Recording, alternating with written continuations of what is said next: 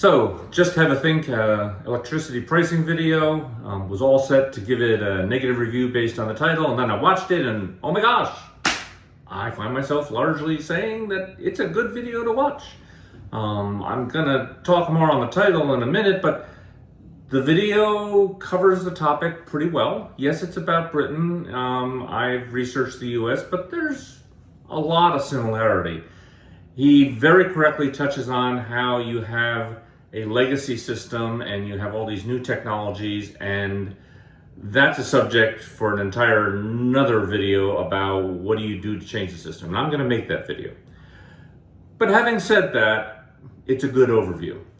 My only quarrel, and this quarrel is not so much even with the video maker, it's those very well-meaning people who want to push renewables. And remember, I have solar panels in my house.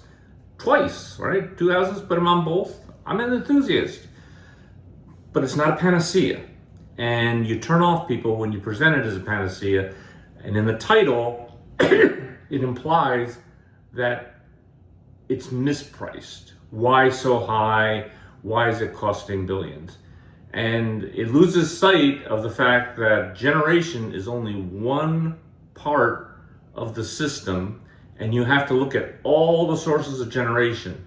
So it's a little misleading to say that, well, it's more than a little, it's a lot misleading to imply that we're paying more for electricity than we should because we have to support these power plants and what have you that function when solar can't cover. No, you gotta cover them. That's part of the package. But in order to have that discussion, you do need to understand the basics he talks about.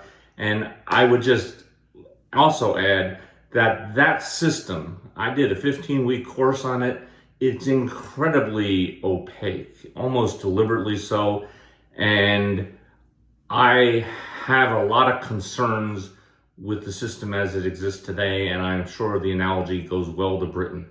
So, topic, and for a few more videos, I suspect. I also am starting a Substack. I appreciate it if you all give it a look. Stay tuned, more to come.